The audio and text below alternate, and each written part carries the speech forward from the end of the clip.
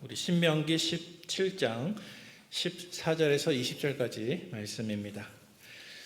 우리 성경 찾으시는 동안에 소천의 광고가 있어서 먼저 말씀을 드리도록 하겠습니다. 우리 교회 교육자 출신이시고 또 말레이시아 선교사님이신 우리 노진학 선교사님의 어머니께서 우리 고 백정순 집사님께서 오늘 소천하셨다는 소식이 들어왔습니다. 빈소는 전주 삼성장례문화원 특 101호실에 마련되어 있습니다. 함께 위로해 주시면 감사하겠습니다. 우리 신명기 17장 14절에서 20절까지 말씀을 저와 한 절씩 교독하고 마지막 절은 합독하도록 하겠습니다. 내가 내 하나님 여호와께서 내게 주시는 땅에 이르러 그 땅을 차지하고 거주할 때에 만일 우리도 우리 주위의 모든 민족들 같이 우리 위에 왕을 세워야겠다는 생각이 나거든.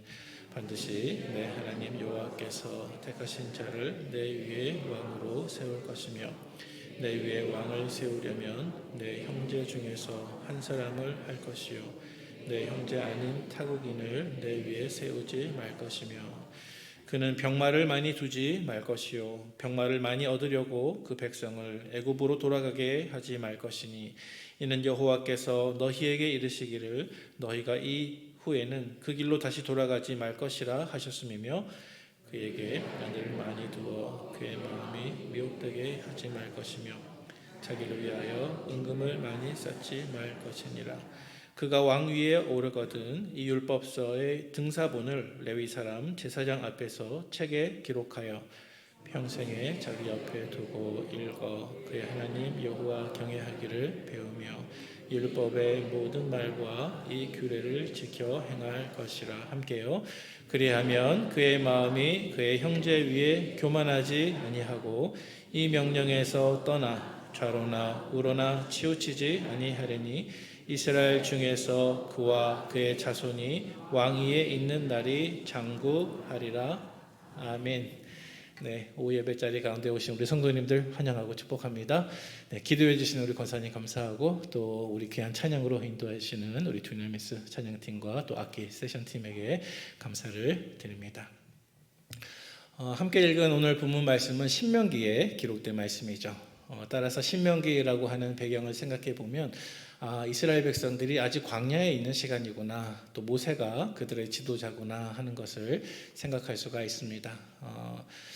짧게 말하면 오늘 본문 말씀은 모세가 백성들에게 설교한 내용이 되겠습니다.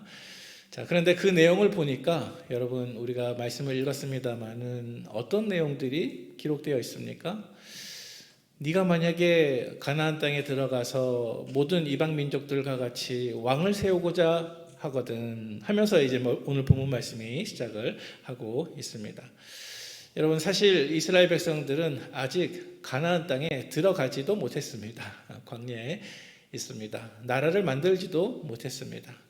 하지만 하나님께서는 이미 가나안 땅을 주실 것을 기정사실화하시면서 또 전지하신 하나님이시기 때문에 먼 미래를 다 내다보시고 가나안 땅에 들어가서 나라를 이루게 된 이후에 백성들이 우리도 이방 사람들처럼 왕을 모시자라고 할 때가 온다는 것을 미리 아시고 모세를 통해서 백성들에게 여러 가지 말씀을 하셨습니다.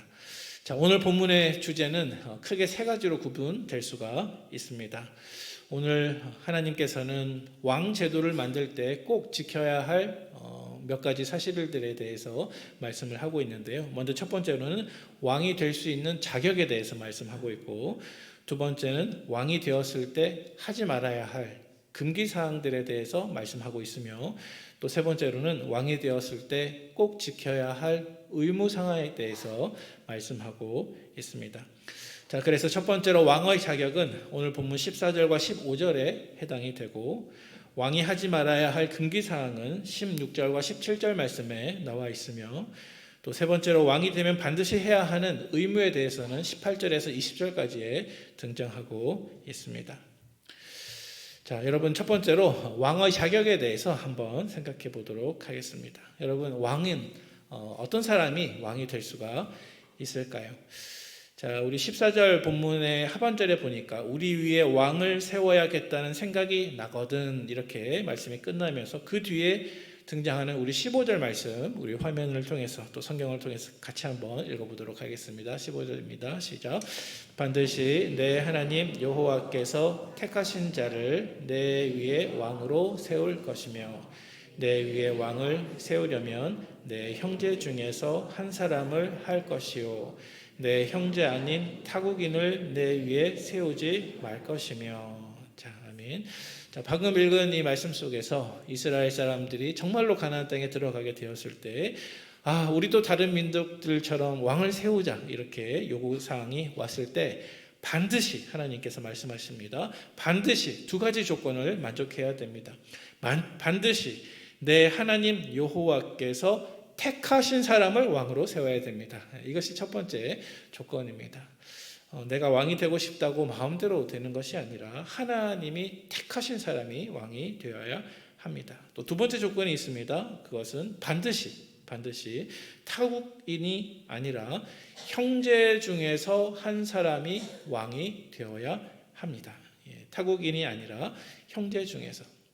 자, 이 두 가지 반드시 해야 되는 요건사항을 우리가 조금 정리해서 묵상해 보도록 하겠습니다. 먼저 첫 번째로 하나님께서 반드시 하나님이 택하신 자를 왕으로 세워야 한다라고 말씀을 했기 때문에 제가 지금 쓸 용어가 조금 낯설게 들리시겠지만요. 이스라엘의 왕이 될 사람들은 대리 통치권자들이었습니다. 네, 말씀이 이해가 되십니까? 이스라엘의 왕이 될 사람들은 하나님이 선택하셔서 그 사람에게 선택권을 준 것이 아니라 하나님이 선택하셔서 왕권을 넘겨주신 사람이 하나님을 대신해서 다스릴 수가 있는 것입니다.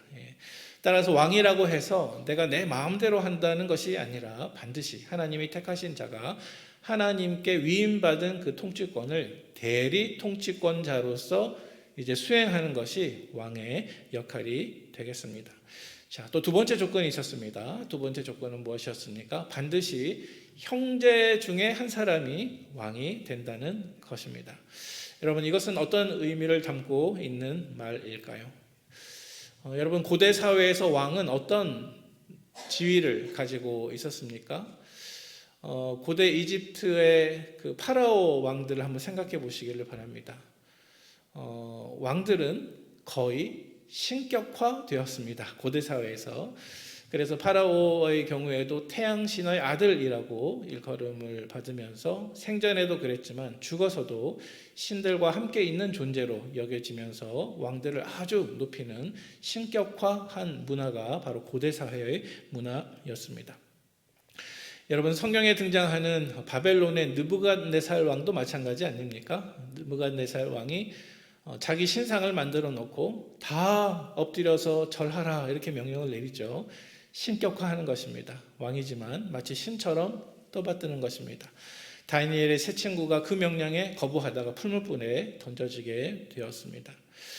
여러분, 지금도 우리 동남아 여행을 하거나 동남아 친구가 있으신 분들은 또 이해를 하실 것 같아요. 저는 대학교 2학년 마치고 잠깐 복학하기 전에 필리핀에 한 4개월 정도 살았던 적이 있습니다. 옆집에 부탄에서 온 유학생이 살았습니다. 부탄이라고 하는 나라를 잘 못 들어보셨죠? 우리 동남아시아에 있는 우리 부탄이라고 하는 나라인데 그 나라에는 왕이 있습니다. 그 친구의 방에 들어가면 사진이 걸려 있어요. 꼭 우리 북한의 김일성 사진처럼 왕 사진이 다 걸려 있는데 제가 그 필리핀에 있을 때 옆집에 또 다른 한국인 유학생이 살고 있었는데 저에게 미리 경고해 주었어요. 야, 너 저기 부탄 그 친구 집에 방에 들어가서 그 사진에 절대로 저 사람 누구야 이렇게 손가락질하면 안 돼 하고 가르쳐 줬어요. 왜냐하면 이 사람들은 왕정이기 때문에 그 왕 사진을 항상 걸어놓고 감히 손가락질을 할 수가 없습니다. 거의 신격화되는 것입니다. 태국 사람들도 비슷한 것 같아요. 다 그런 건 아니지만은 태국 사람들의 집에 들어가면 왕 사진이 이렇게 걸려 있는 것을 많이 볼 수가 있습니다. 여러분, 현대에도 이러한데 고대 사회에는 오죽했겠습니까? 고대 사회에는 왕들이 이렇게 신 취급을 받았습니다. 자, 성경은 고대 문화 속에서 기록이 되었습니다. 하지만 똑같은 고대 문화였지만 이스라엘은 처음부터 달랐습니다. 이렇게 이방 사람들은 왕들이 신 취급을 받았지만은 오늘 본문 말씀에 이스라엘은 왕이 되기 위한 조건 중에 두 번째 조건이 무엇입니까? 반드시 형제 중에 한 사람입니다. 신격화될 수 없었습니다. 형제 중에 한 사람이기 때문에 오히려 그는 왕이지만 겸손해야만 했습니다. 어쩌면 이러한 겸손의 모습을 가장 잘 보여주었던 것이 이스라엘의 초대 왕이었던 사울 왕이었죠. 처음에 기름 부음 받고 왕으로 세움 받았지만은 그는 겸손한 마음으로 큰 키에도 불구하고 사람들이 그를 찾았을 때 어딘가 이렇게 숨어 있다가 이제 발각이 될 정도로 겸손한 모습을 보여주었습니다. 하지만 불행하게도 역사를 보면 그는 왕이 된 이후에 이런 겸손을 지키지 못하고 그만 교만한 왕으로 실패하고 말았죠. 자, 그래서 우리 본문 14절 15절 말씀에 왕에게 꼭 필요한 한 가지 또 두 가지 조건을 주님께서 말씀하셨습니다. 자, 이제 두 번째 주제로 넘어가도록 하겠습니다. 두 번째 주제는 왕이 하지 말아야 할 왕에게 절대로 하지 말아야 할 금기 사항들인데요. 16절에서 17절까지 나타나고 있습니다. 오늘 본문 속에는 왕이 되었을 때 절대로 하지 말아야 할 세 가지 말씀이 기록되어 있습니다. 자, 우리 16절 말씀을 한번 읽어보도록 하겠습니다. 16절입니다.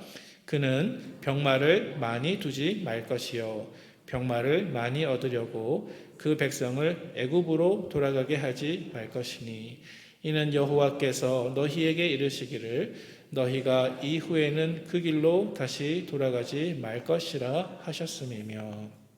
아멘. 자, 16절 말씀에 왕이 되었을 때 절대로 하지 말아야 할 첫 번째 금기 사항이 기록되어 있습니다. 여러분, 그것이 무엇입니까? 병마를 많이 두지 말 것이요. 잘 이해되지 않는 말씀이죠. 왕이 되면은 군사력을 챙기고 또 전쟁을 수행해야 하는데도 불구하고 하나님께서는 이스라엘의 장차 왕이 될 사람들에게 금지 사항을 말씀하시는데 그것은 바로 병마를 많이 두지 말 것이요. 또 병마를 많이 얻으려고 백성으로 하여금 애굽으로 돌아가게 하지 말 것이다. 이 병마는 곧 군사력을 의미하는 것입니다. 여러분, 세상의 모든 왕들은 군사력을 의지합니다. 군사력이 약하면 어떻게 그 왕의 힘이 있겠습니까? 자, 하지만 하나님께 선택받은 이스라엘 왕은 군사력을 의지하는 것이 아니라 이스라엘을 구원하시고 보호하시는 하나님을 의지하라 라고 말씀하십니다. 따라서 주님께서는 병마를 절대 많이 두지 말라라고 금기하셨습니다. 자, 두 번째 말씀이 있습니다. 17절 상반절 말씀에 보면 미래의 이스라엘 왕이 될 사람들이 절대 하지 말아야 할 두 번째 금기사항이 있는데요. 그것이 무엇입니까? 우리 말씀 같이 한번 읽어볼까요? 시작. 그에게 아내를 많이 두어 그의 마음이 미혹되게 하지 말 것이며. 아멘. 자, 이스라엘의 장차 왕이 될 사람의 두 번째 금기사항은 절대로 아내를 많이 두지 않는 것이었습니다. 여러분, 고대 사회에서 아내를 많이 둔다라고 하는 것은 정치적인 일이었습니다. 그 당시에는 얼마나 전쟁이 잦았습니까? 그래서 왕이 혼인 정책을 통해서 주변 왕족들, 주변 귀족들과 함께 결혼을 통해서 혈연 관계를 맺음으로 우리나라의 안정과 평화를 보장하는 것이 이 고대 사회의 문화 가운데 하나였습니다. 따라서 아내를 많이 둔다고 하는 것은 그저 행복을 추구하는 그런 면이라기보다는 정치적으로 이방 나라들과 내 평화, 내 안전을 지키기 위해서 타협하고 협력하는 것을 뜻하는 것입니다. 이것을 조금 영적으로 말하면 세상과 친구 되는 것이라고 말할 수 있을 것 같습니다. 여러분, 아내를 많이 둔다. 어쩌면 우리가 이 세상을 살면서 내 행복을 위해서 이 세상과 친구 되는 것, 내가 안전하고 내가 평화를 누리기 위해서 이 세상과 영적으로 타협하는 것, 그거 하지 말라는 것입니다. 주님께서는 이스라엘의 왕이 될 사람들에게 반드시 조심해야 할 두 번째 것이 아내를 많이 두는 것인데, 왜냐하면 이렇게 아내를 많이 두게 되면 그의 마음이 미혹되어서 점점 하나님을 떠나거나 점점 우상 숭배의 길에 빠져들 수밖에 없기 때문에 이렇게 경고하신 것이었습니다. 따라서 우리 사랑하는 성도 여러분, 하나님 없이도 즐거운 이 세상에 곁눈질하지 말고 우리의 행복의 원천을 오직 하나님께 두는 우리 북문화의 성도님들 되시기를 축복합니다. 세 번째로 17절 하반절 말씀에 보니까 이스라엘의 왕이 될 사람들에게 금지된 세 번째 항목이 있는데요. 우리 같이 말씀을 읽어보겠습니다. 시작. 자기를 위하여 은금을 많이 쌓지 말 것이니라. 아멘. 자, 자기를 위하여서 은금을 많이 쌓지 말 것이니라. 세상의 왕들은 왕이 되면 하는 일이 있습니다. 백성들을 착취하는 것입니다. 자기의 재산을 늘려가는 것입니다. 또 부를 쌓고 그것을 과시하는 것입니다. 하지만 하나님께서는 분명하게 말씀하십니다. 하나님이 선택하셔서 형제 중에 왕이 될 그 사람은 반드시 부를 쌓거나 과시하거나 재산을 의지해서는 안 된다. 부를 의지하는 것이 아니라 우리의 부족함을 채워주시는 하나님을 의지해야 한다라고 말씀하는 것입니다. 자, 그래서 주님께서는 이렇게 모두 세 가지 병마를 많이 두지 말고 아내를 많이 두지 말고 또 은금을 쌓지 말라라고 세 가지 금기사항을 왕들에게 명령하셨습니다. 자, 여러분 이스라엘 역사에서 이러한 금기 명령들이 잘 지켜졌습니까? 이스라엘 역사를 살펴보면 왕 제도가 생긴 지 그저 몇 년 되지 않아서 왕들 가운데 이 세 가지 금기사항을 다 어겨버린 왕이 등장하게 되었습니다. 여러분 누가 생각이 나십니까? 솔로몬 왕입니다. 솔로몬 왕. 네, 솔로몬 왕은 그의 통치를 하나님께서 축복해 주셔서 이스라엘 역사상 가장 강대한 나라가 되었습니다. 하지만 그토록 강대했던 나라였지만 그는 이 모든 세 가지 금기를 까맣게 잊어버리고 군마를 많이 두고 아내를 많이 두고 또 자기를 위해서 은금을 쌓게 되었습니다. 정말로 강성했지만은 왕으로서 이 세 가지 금기사항을 모두 어기자마자 그 다음에 어떻게 되었습니까? 나라가 깨어지고 분열되고 그의 나라가 북이스라엘과 남유다로 쪼개지고 말았습니다. 솔로몬 왕은 이 세 가지 금기사항을 잘 지키지 못함으로써 그가 스스로 왕이 된 것이 아니라 하나님이 선택하셔서 왕이 된 대리 통치권자임을 까마득하게 잊어버렸다는 사실을 우리에게 보여주고 있습니다. 따라서 이러한 사실을 우리가 묵상해 볼 때 하나님을 대신해서 다스리는 대리 통치권자들에게 꼭 필요한 것이 있는데 그것은 바로 하나님에 대한 믿음이라는 사실을 우리가 묵상해 볼 수 있습니다. 자, 오늘 본문의 세 번째 교훈입니다. 세 번째 내용은 왕들이 꼭 지켜야 하는 의무에 대해서 오늘 본문이 말씀하고 있는데요. 왕의 의무입니다. 오늘 본문 18절에서 20절까지 등장하고 있습니다. 하나님께서는 미래에 이스라엘의 왕이 될 사람들에게 세 가지 금기사항도 말씀해 주셨지만은 두 가지 꼭 지켜야 할 의무 상황에 대해서도 말씀해 주셨습니다. 자, 어떤 의무를 지켜야 했을까요? 먼저 우리 18절 말씀 같이 한번 읽어보도록 하겠습니다. 18절입니다. 그가 왕 위에 오르거든 이 율법서의 등사본을 레위 사람 제사장 앞에서 책에 기록하여. 아멘. 자, 이 18절 말씀에 기록된 왕의 의무가 무엇입니까? 그것은 이 율법서에 무엇을요? 등사본을 레위 사람 제사장 앞에서 책에 기록하는 거. 이게 하나님께서 이스라엘의 왕이 될 사람들에게 주신 첫 번째 꼭 지켜야 할 의무였습니다. 여러분 등사본이라고 하는 말을 요즘에는 잘 쓰지 않죠. 조금 옛날 말인 것 같습니다. 자, 이 등사본이 무엇입니까? 손으로 베껴서 쓰는 제2의 책을 뜻하는 말입니다. 오늘날 용어로 말하면 필사본을 뜻하는 것입니다.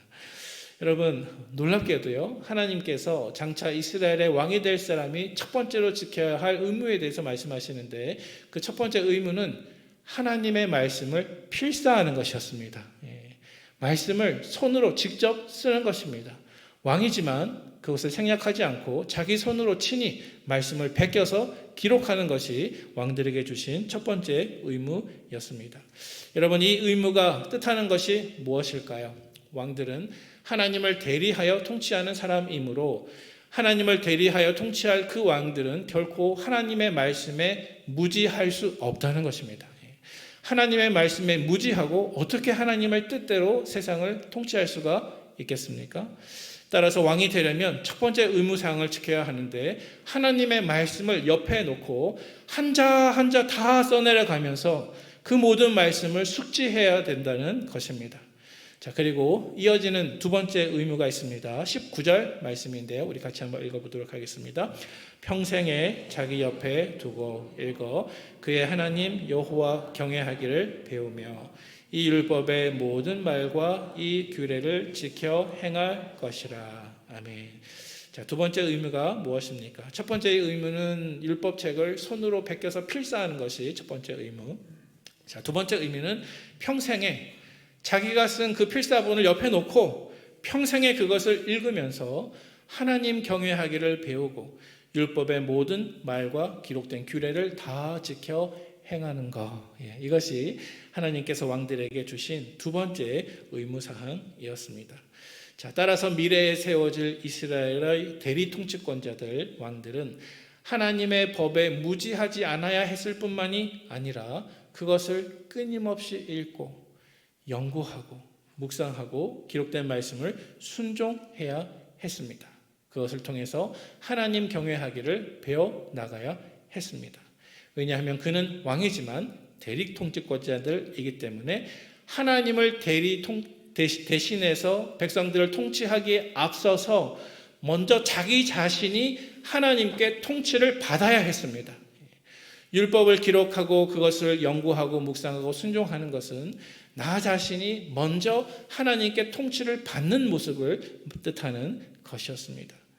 자, 여러분, 이스라엘 역사에서 이러한 의무사항을 가장 잘 지킨 왕이 있다면 누가 떠오르십니까? 아마도 시편 23편 말씀을 기록한 다윗 왕이라고 생각이 됩니다. 하나님의 율법을 사랑하고 깊이 묵상하고 그것을 연구하며 순종했던 다윗 왕. 또 그 후대 왕들 가운데에는 특별히 남유다 역사 가운데 아사 왕, 여호사밧 왕, 히스기야 왕, 요시야 왕, 이러한 왕들이 말씀을 사랑해서 성전을 개혁하고 또 종교를 개혁하면서 하나님께 가까이 가려고 애썼던 그런 왕들이 우리의 기억 속에 남아 있습니다. 자, 따라서 하나님께서 하나님을 대신한 이 왕들에게 요구하신 가장 중요한 조건 가운데 하나는 바로 말씀을 사랑하고 말씀에 대해서 순종하는 것이었다는 것을 정리할 수가 있겠죠. 자, 지금까지의 내용들을 한번 종합해 보도록 하겠습니다. 자, 지금까지 하나님께서 이스라엘 왕들에게 요청하신 내용들이 있는데 첫 번째는 자격이었습니다. 어떤 사람이 왕이 될 수 있습니까?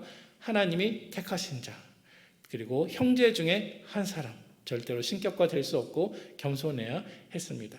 자, 두 번째로 하나님께서 왕들에게 대리통치권자들인 이 왕들에게 무엇을 금지하셨습니까?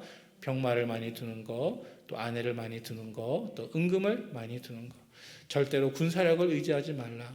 절대로 정치적으로 세상과 타협하지 말라. 절대로 물질을 의지하지 말고 하나님을 신뢰하고 의지해라 라고 말씀하는 것입니다. 또 세 번째로 하나님께서 왕들에게 주신 두 가지 의무는 무엇이었습니까? 말씀을 손으로 베껴서 직접 써라. 그리고 기록된 말씀을 평생에 두고 읽으며 그것을 연구하고 그 가운데 기록된 모든 것을 다 지켜 행하라. 다시 말해서 율법을 가까이 하고 순종해라. 이것이 하나님이 주신 명령이었습니다.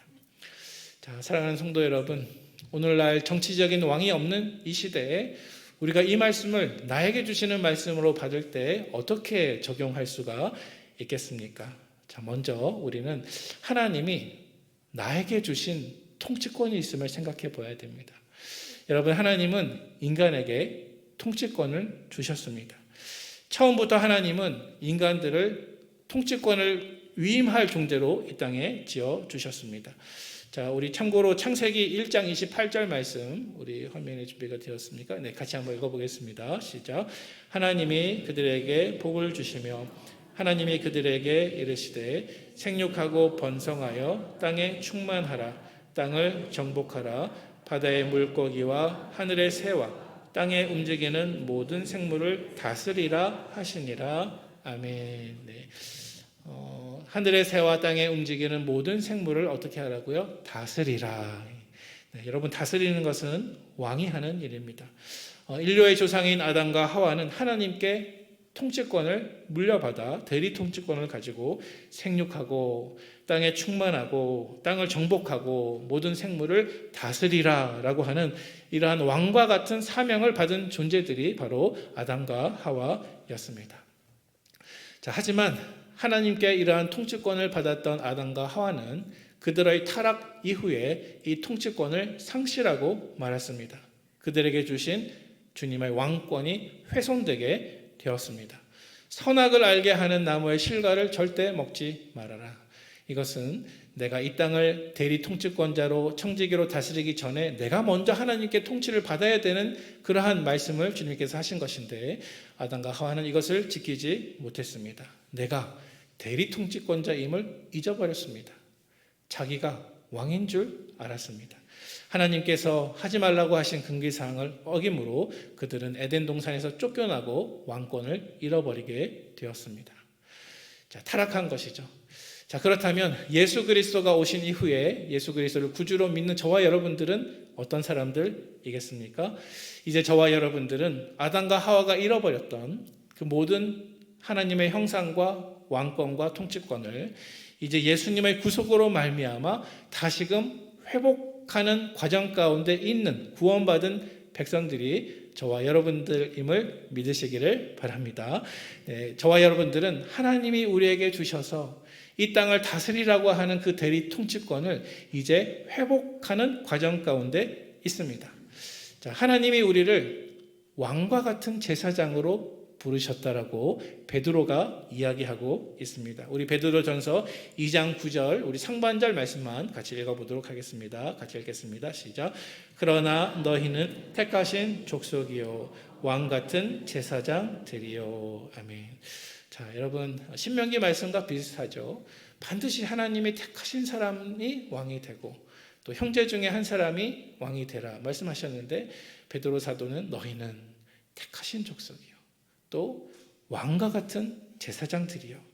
하나님은 우리를 다시 하나님의 왕과 같은 제사장으로 삼아 주셨습니다. 비록 정치적인 왕은 아니지만 하나님께서 저와 여러분들을 왕과 같은 제사장으로 삼으십니다. 왕과 같은 제사장이라고 그랬습니다. 자, 따라서 통치권이 있는 것입니다. 대리 통치권을 우리가 가지고 있는 것입니다. 왜냐하면 왕의 역할 중에 가장 큰 것은 다스리는 역할이기 때문에 그렇죠. 자, 이제 모든 말씀을 종합해서요. 우리가 읽었던 창세기 1장 28절 말씀 또 베드로전서 2장 9절 상반절 말씀을 오늘 우리의 상황에 맞게 특별히 어버이 주일을 맞이해서 우리 부모의 역할과 한번 연결시켜 보면 좋겠습니다. 우리가 오늘 본문 말씀을 특별히 어버이 주일을 맞이하는 우리 자신들을 놓고 생각했을 때 어떻게 적용하면 좋을까요? 우리 화면을 보시면서 우리 같이 한번 글자를 읽어보도록 하겠습니다. 자, 준비 시작. 부모는 하나님의 대리자입니다. 가정의 왕 같은 제사장입니다. 가정의 제단을 세우는 왕 같은 부모입니다. 아멘. 자, 오늘 어버이 주일을 맞이하여서 오후 예배 말씀을 나누고 있습니다. 여러분, 부모는 가정에서 말씀과 기도를 세우는 영적 제사장으로서 사명을 가지고 있습니다. 그런데 이 부모의 권위와 자녀들에 대한 통치권은 하나님께로부터 받아서 나오는 것입니다. 우리 스스로 주관하는 것이 아니라 대리 통치권자들입니다. 우리 부모님들은 가정을 위해서 주님께서 선택하시고 부르신 대리 통치권자들이십니다. 따라서 대리 통치권자들인 우리 부모님들의 가정에서의 올바른 책임은 무엇이겠습니까? 그것은 가정에서 자녀들을 통제하거나 억압하는 것이 아니라 오직 거룩과 순종으로 나에게 맡겨진 자녀들에게 참 왕이신 주님의 통치를 보여주는 것입니다. 자, 이 시간 우리 자신들의 모습을 한번 생각해 보기를 바랍니다. 나는 과연 하나님께서 맡기신 제사장과 또 왕과 같은 대리 통치권자로서 가정에서 나에게 맡겨진 그 부모의 책임을 잘 감당하고 있는가? 또 구체적으로 어떻게 해야 더 잘 감당할 수 있겠는가? 이 시간 우리 자신의 모습을 한번 살펴보기를 원합니다. 여러분, 말씀과 은혜 앞에 우리 부모들이 먼저 서야 자녀들을 하나님의 사람으로 세울 수 있습니다. 부모는 하나님께서 세우신 대리자들입니다. 따라서 오늘 본문 말씀을 묵상하시면서 겸손과 믿음과 순종을 통해서 이스라엘의 왕이 될 사람들이 반드시 그렇게 해야 했듯이 가정에서 왕과 같은 제사장의 역할을 잘 감당하고 그것을 새롭게 회복하는 우리 모든 부모님들 되시기를 축복합니다. 또 그렇게 정말 살고자 애쓰며 자녀들을 위해서 기도하는 부모님들을 배나 존경하며 주 안에서 사랑하고 순종하는 우리 모든 자녀분들 되시기를 주님의 이름으로 축복합니다. 아멘. 함께 기도하겠습니다.